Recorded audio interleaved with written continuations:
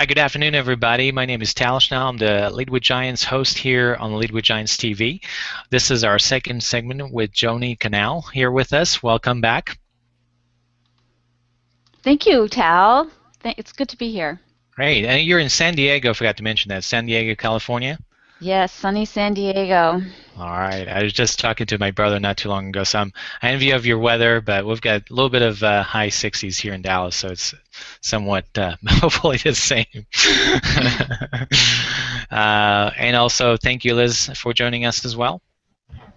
Great to be here, Tal. Maybe we should go Great. visit Joanie, though. Yes. We should now. What's the weather like at your place? It's sunny, but it's chilly in the July. 40s, I think.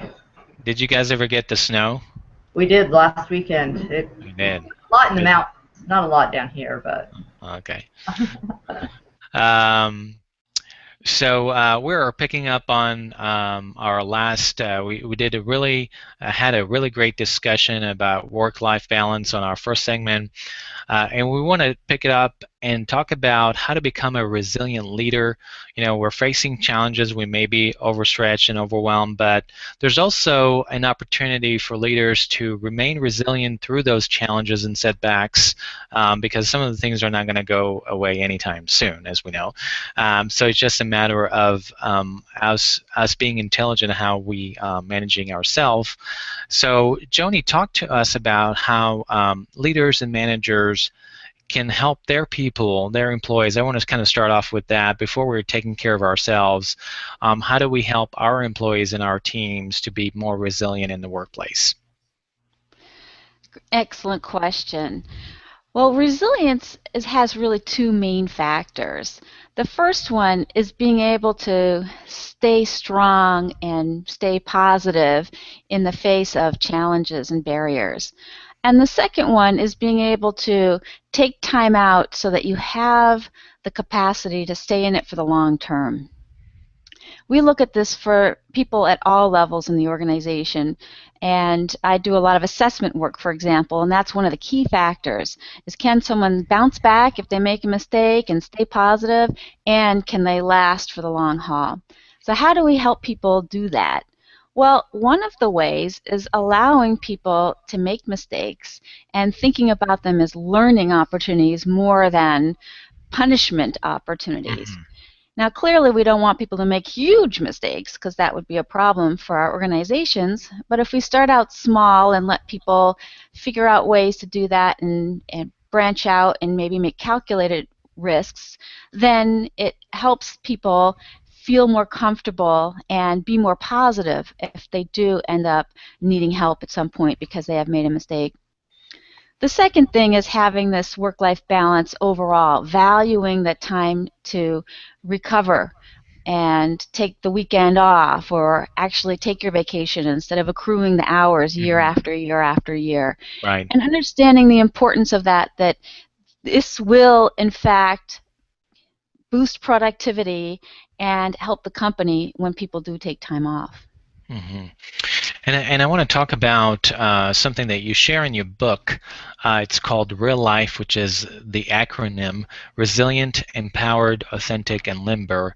So talk to us about that and how important that is, not only for our employees, but as leaders to manage our own resilience. Excellent. Okay. Well, resilient, we talked about that piece here. I guess part of the issue is that in real life, we talk about that just in normal terms, that it's not always easy. It's not always wonderful and easy and fun.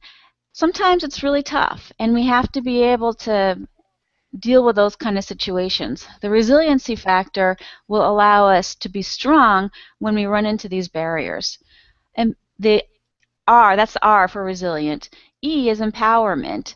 And when we are empowered to take care of these problems ourselves and to take charge and take responsibility for making things better, for solving problems, hmm rather than feeling like victims and letting somebody else take charge, then we can feel better about it. And there's a lot of evidence out there that shows that people who feel like they have more control over a situation are much better off psychologically. authentic is the A part, and that is actually being able to admit it if you've made a mistake and being able to talk about it and being real when you come to work. If we come in acting like somebody else or thinking we have to be perfect all the time and put on a show rather than actually being who we are, that adds another level of stress to our normal day-to-day Mm-hmm. interactions. And the L, the limber piece, is actually essentially being flexible and being able to flex when the situation calls for it. At the company, we have this all the time. Things change, our deadlines shift, the competition throws something out at you that you weren't expecting, and we have to be able to flex for that as well. Mm-hmm. Those are great, and they are found in Joani's book. Which is really kind of a cool thing because it gives you, it's not just being resilient, but you also have, you're empowered to do things, you're authentic as a leader, and you can be kind of flexible with everything that's going on. So those are a great roadmap. Liz, talk to us about some of that and how where do you see that in your business or kind of across industries with becoming a resilient leader? You can join us into the conversation. Well, I really love the point of how important it is for us to have a sense of control. And I think that is where a lot of leaders kind of are missing the boat, is that they're not instilling that in their employees. And their employees feel like they're really at the whims of their leaders and they have no control over what's going on. So I'm wondering if you can maybe give some pointers to leaders out there. How can you give your employees a level of control without feeling like you've lost all control? Liz, that's an excellent question. And this one also comes down to trust. If you don't trust your employees to get the work done the way you want it done, you're not going to feel like you can give them control. So part of that is getting your employees to the point where you're able to trust them. They're capable, and they're also good people who have integrity. And the other piece is getting yourself to the point where you are trusting of them. That comes into yourself. Is it a matter of control that you have that you can't let go of? So if you have people that are good people that you can give work to, then maybe it's up to you to realize that you need to be able to let go of some of that control as well. That's a hard thing for leaders to do sometimes, especially when they feel like they're the ones responsible for the results. And that's true, and I see that, and I think we have a lot of kind of the old boys network going on in some organizations, and they've been running these organizations for so many years that they have a really difficult time kind of letting that go and empowering their employees to actually make decisions and act on their own. So some great advice. Yeah, well, and there too, it starts with starting small, giving your employees small tasks and seeing how they do, coaching them so that they understand what their expectations are and how they can learn how to do it on their own, rather than just telling them what they have to do and giving them your way of doing it all the time so that they can come up with their way. It may not be your way, but it's still a good enough way to get it done, and helping them learn how to do these things on their own and be more independent.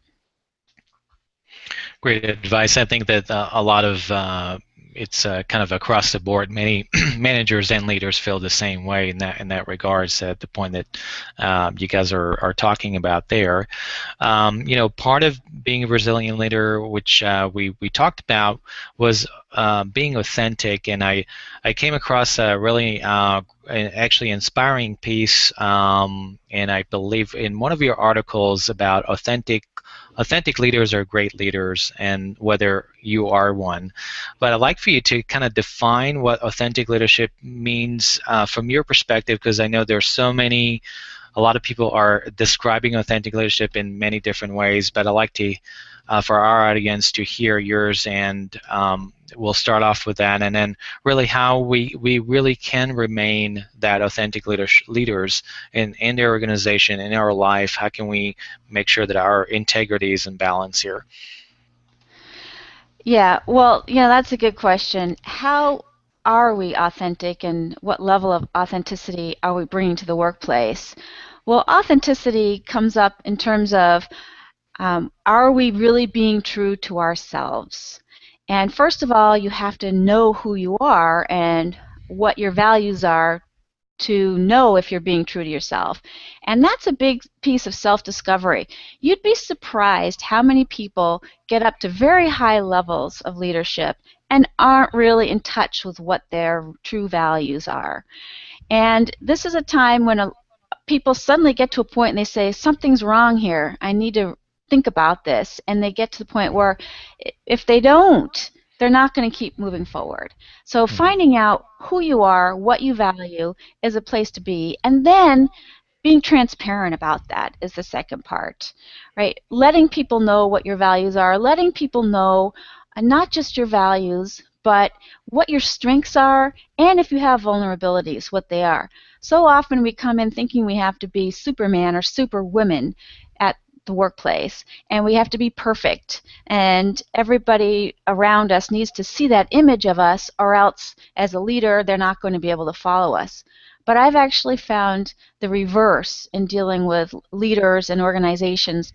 It's the leaders who are comfortable talking about mistakes they've made or gaps that they have are the ones who really motivate other people to move forward because they realize it's not a matter of this ideal that they can't live up to. It's not a matter of being perfect. It's a matter of using what you have to get the best that you can. I couldn't agree more, and I think that that's where leadership is going nowadays, where it's okay to not have all the answers and not be that know-it-all person, and it's really good to where I kind of picking up on what you said is I think that vulnerability and authenticity builds collaboration with other leaders because now Mhm. we're not just utilizing the power of one individual. I don't really like the word power, but in this particular sense is we're using our collaborative power to get to know how can we fix a problem in our organization, and there used to be a time where it was just the elite members of the organizations were coming up with the solutions, but now I think it's trickling down because leaders are essentially, maybe we're not hearing that enough, for saying I'd like to know more, I like to discover more with other people, but there is an opportunity for people to come together. Do you sense that that's where it's going? Well, that people are working more closely with others, absolutely. The hierarchy has shifted in organizations, and technology has impacted that a great deal. Hmm. Just the advent of email, for Right. example, suddenly you could access people higher up. But I think that's also changed the thinking of the way things have been done. Do we have these, elite circles where nobody else has access to Right. them?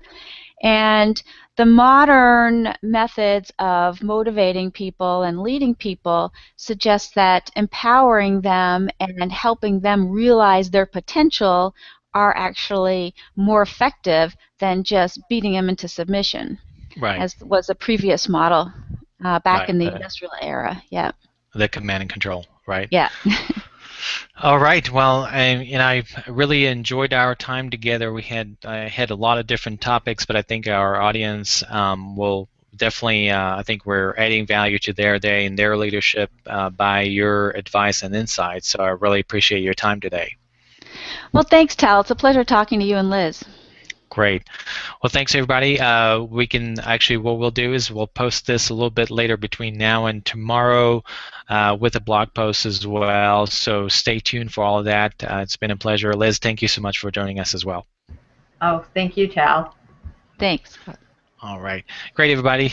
See you later. Have a happy Thanksgiving. You too. Thanks a lot, both of you. All right.